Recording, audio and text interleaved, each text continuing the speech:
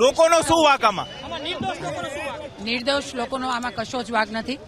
Driver ચાલકની ગંભીર બેદરકારી એને હિસાબે આજે કઈ ઘટના બની છે એના માટે અમને ગંભીર ખેદ છે. ડ્રાઈવર સામે કડકમાં કડક કાર્યવાહી કરવામાં આવશે, એફઆઈઆર નોંધવામાં આવશે અને એજન્સી સામે પણ કડક કાર્યવાહી કરવામાં આવશે. અત્યારે આપના માધ્યમથી તમામ જનતાને હું વિનંતી કરું છું કે તંત્રને, વહીવટી તંત્રને સાથ સહકાર, જે કાંઈ પણ ડ્રાઈવરે બેદરકારી દાખવી છે એની સામે કડક કાર્યવાહી કરવામાં આવશે. એમને કોઈને પણ છોડવામાં નહીં આવે. જરૂરી ટ્રાફિક સિગ્નલો જે છે એ કેમ દૂર નથી કરવામાં આવતા? અને એજન્સી સામે પણ પગલાં લેવા પડશે. જરૂરી ટ્રાફિક સિગ્નલો કેમ દૂર નથી કરવામાં આવતા? અનેક વાર માંગ ઉઠી છે.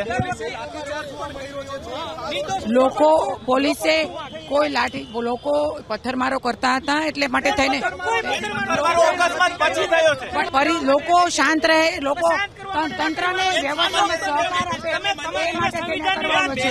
મંજૂરી પછી જ લાઠીચાર્જ પોલીસ કરી શકતી હોય છે, અહીંયા કેમ કર્યો? આપણે બીજા કોઈ પ્રશ્ન કરવા કરતા અત્યારે આપણે વહીવટી તંત્રને અને લોકોને સાથ સહકાર આપીએ.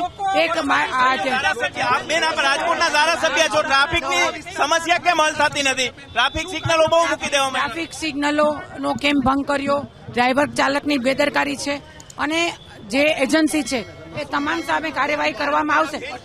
લોકોમાં ખૂબ આક્રોશ હતો અને બીજા કોઈ લોકોને આક્રોશ આપણે સમજી શકીએ, પણ કોઈને હાનિ ન થાય, કોઈને ઈજા ન પહોંચે એ માટે થઈને તંત્ર દ્વારા પરિસ્થિતિ કાબૂમાં લાવવાના પ્રયત્નો ચાલી રહ્યા છે.